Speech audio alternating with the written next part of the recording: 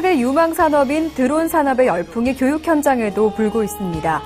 고흥산업과학고는 내년부터 전국 최초로 드론 산업학과를 개설해 드론 조종사 전문 인력을 양성하게 됩니다. 한편 공공도서관은 학생들이 자신의 특기와 적성을 발견해 행복한 미래를 설계할 수 있도록 학교로 찾아가는 톡톡 무한 상상교실을 운영하고 있습니다. 청소년들의 스마트폰 중독은 사회적 문제로 떠오르고 있는데요. 이에 대한 대안은 없는지 전남교육 영상기자단이 카메라에 담았습니다. 안녕하십니까? 아이들이 행복한 전남교육 뉴스입니다. 차세대 유망 산업인 드론 산업의 열풍이 교육 현장에서도 불고 있습니다. 고흥산업과학고는 내년부터 전국 최초로 드론 산업학과를 개설해 드론 조종 전문 인력을 양성하게 됩니다. 전남교육청은 최근 학교 설치와 체제 개편 협의회를 열고 고흥산업과학고가 제출한 드론 산업학과 설치안을 확정했습니다. 고흥 지역은 정부가 발표한 드론 특구 지역으로 전국 최초로 농약 살포용 드론 보급 사업을 벌이는가 하면 드론 아카데미 개설, 드론 비행 체험장 조성 등 드론 특구 사업을 추진하고 있어 장차 드론 산업 인력 수요가 늘어날 것으로 기대를 모으고 있습니다. 고흥산업과학고는 이 같은 지역 실정과 미래 산업 전망 등을 분석해 전국 최초로 2개 학급, 52명 규모의 드론 산업학과 개설을 신청한 것입니다. 교육의 최종 목표는 드론 지도 조종사가 되는 겁니다. 공공기관에서 위험 재해 요원으로, 감시 요원으로 활동할 수가 있고 고흥이 드론 특구로 되면서 좋은 기회라고 생각되어지고 드론 산업학과는 전국 단위로 신입생을 모집할 예정이며 학생들은 교육활동을 통해 초경량 비행장치 조종사, 드론 지도 조종사, 항공 전자정비 기능사, 전자기기 기능사 자격증을 취득할 수 있게 됩니다. 드론으로 사진을 찍어주는 봉사를 하다가 드론에 대해서 알게 됐는데 제 마음대로 움직이는 드론에 대해 흥미를 갖게 됐는데요. 앞으로 그런 쪽으로 직업을 가지고 싶습니다. 특히 고흥구는 신설륜 학과의 원활한 운영을 위해 매년 1억 원씩 향후 5년간의 교육 프로그램 운영에 대한 지원을 약속했습니다. 이번 학과 개설은 드론을 지역 성장 동력 산업으로 육성하고자 하는 고흥 지역민들의 요구와 인력 양성에 대한 열망을 반영해 학교 측이 선제적으로 이뤄낸 것으로 평가되며 향후 운영 성과에 기대를 모으고 있습니다. 한편 공공도서관이 자유학기제와 연계한 다양한 독서 프로그램을 운영해 눈길을 끌고 있습니다. 한평도서관은 지난달 18일부터 오는 12월까지 한평중학교 등 4개 학교 1학년 학생 64명을 대상으로 와라, 즐겨라, 톡톡 무한상상교실을 운영합니다. 프로그램은 자유학기제 주제 선택 활동인 융합과학과 연계해 주제 영화 보기, 책 깊이 읽기, 프로젝트 수업 등 참여형 프로그램으로 구성됐습니다. 또 국립광주과학관 에코랩 달려라 태양광 자동차와 광주시청자 미디어센터의 TV 방송 제작 과정 등 진로 적성 체험 과정도 함께 운영해 학생들이 적극적으로 진로를 찾을 수 있도록 도움을 주게 됩니다. 과학에 관심이 있어서 융합과학을 신청해 보았는데 첫 시간에 해보니까 학교 과학 시간 때 못했던 직접 만져보고 체험하는 것을 해보고 또 연필심이랑 플래런, 다이아몬드랑 같은 탄소 원자로 이루어졌다는 게 정말 신기했던 것 같아요. 한편 자유학기제 운영은 2016 한평 나비 무지개학교 교육지구 사업과 전남교육청 독서지능 공모 사업에서 모두 1,380만 원을 지원받아 운영하게 됩니다. 스마트폰과 인터넷이 발달하면서 게임 중독 문제가 심각해지고 있습니다. 특히 청소년들의 중독 문제는 하루 이틀이 아닌데요. 이에 대한 대안은 없을까요? 전남교육 영상기자단 캠프에서 제작한 학생들의 작품으로 만나보시겠습니다. 요즘 청소년들은 학교가 끝난 후 학원으로 또다시 학원으로 향하며 하루를 보내고 있습니다.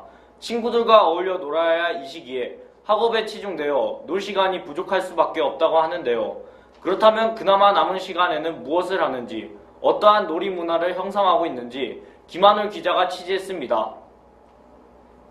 오후 1시, 학생들의 오후 수업이 한창입니다. 오후 5시가 되어서야 하교하는 학생들은 이제 휴식을 갖는 것이 아닌 또다시 학원으로 곧장 향합니다. 하루 종일 학업은 계속되고 청소년에게 권장하는 최적 수면 시간인 8시간을 제외하고 나면 얼마 남지 않은 시간에 무엇을 하는지 알아보았습니다. 학원 끝나고 나면 늦은 시간이라 친구들을 만날 수 없고 자주 PC방이나 주로 가요. 그러면은 이제 게임에서는 친구나 여러 사람들을 만날 수 있으니까요. 주말에 시간이 생긴다 해도 그냥 스마트폰 하거나 집에 있어요. 학원이 끝나는 시간은 보통 해가 지고 난 후, 대부분 학생들의 여가 시간은 밤 10시가 넘어서 시작됩니다. SNS나 메신저, 게임 등 주로 스마트폰으로 할 수 있는 취미들이 주를 이루며 야외가 아닌 실내 속에서 많은 시간을 보내고 있습니다. 운동 부족으로 인해 건강 악화가 초래되기도 합니다. 성인에 비해 청소년들이 마땅히 쉴 공간이 부족하며 즐길 수 있는 오락의 종류, 용돈의 사용 범위도 좁다 보니 청소년의 놀이 문화 제약이 따르고 있습니다. 그렇다면 좀 더 건전하게 스트레스를 풀 수 있는 여가 활동에는 어떤 것들이 있을까요? 실내를 벗어나 야외에서 운동을 즐기고 연극, 뮤지컬 등 문화생활을 함으로써 공동체 의식, 더불어 사는 즐거움을 누릴 수 있을 뿐만 아니라 학업에도 도움이 됩니다.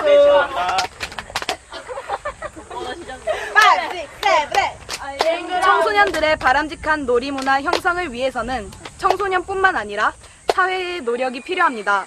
청소년들의 좀 더 신체적, 정신적으로 건강하게 즐길 수 있는 여가 활동을 스스로 마련하고 그러한 여가를 충분히 즐길 수 있는 교육 환경 또한 필요할 것 같습니다. 지금까지 전남영상기자단의 김하늘 기자였습니다.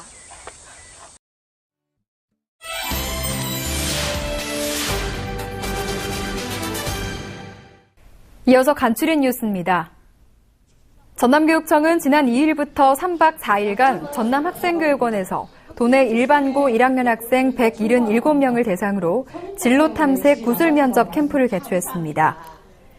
참여와 체험 중심 활동으로 학생 진로 탐색을 지원하는 이 캠프는 사전에 광주교대와 목포대, 전남대, 조선대 등 지역 대학과 연계해 10개의 전공 영역별 교수를 위촉하고 학과 탐색 활동을 전개하기도 했습니다. 또 대학 입학사정관을 강사로 위촉해 최근 강조되고 있는 학생부 종합전형 대비 학교생활 컨설팅 프로그램도 함께 운영됐습니다. 참여 학생들은 학교 생활기록부와 자기소개서 분석, 모의구술 면접 프로그램 등을 통해 대학 수학 능력 시험을 대비했습니다. 전남교육청은 지난 7일부터 20일까지 초, 중등교원 1,300명을 대상으로 인성교육 연찬회를 개최했습니다. 5차례에 걸쳐 진행된 이 연찬회는 교원들의 인성교육에 대한 이해를 돕고 교원의 지도 역량을 강화하기 위해 인성교육 중심 수업의 실제, 과정 중심 평가, 실천 체험 중심의 인성교육 프로그램 운영 사례 발표 등으로 진행됐습니다.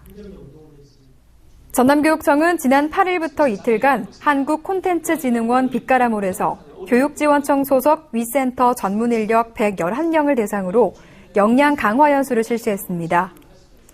연수는 청소년 정신건강의학적 치료와 자살 위기 개입 적용, 인지행동치료 등 위기 학생의 상담부터 정신과적 치료까지 원스톱으로 지원할 수 있는 내용으로 구성됐습니다.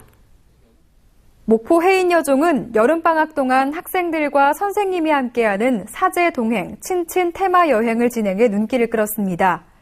친친 테마 여행은 학생들의 진로를 찾아주고 사제 간의 존중과 협동심을 길러주는 해인여중만의 특색 교육으로 올해로 5년째 이어져 온 인기 프로그램입니다. 선생님과 친구 3, 4명 등 소규모 학생들이 모둠을 구성해 부산해양대와 금융센터 등 평소에 관심이 있었던 직업군의 전문가와 장소를 학생들이 직접 찾아 나서 섭외를 진행했습니다. 인생은 한 권의 책이다. 우리는 태어나서 죽을 때까지 매일매일 그 책의 한 페이지씩을 쓰고 있다. 파랑새를 쓴 벨기에의 극작가 마테르 링크의 말입니다. 여러분은 오늘 그 페이지에 어떤 내용을 담고 싶으신가요?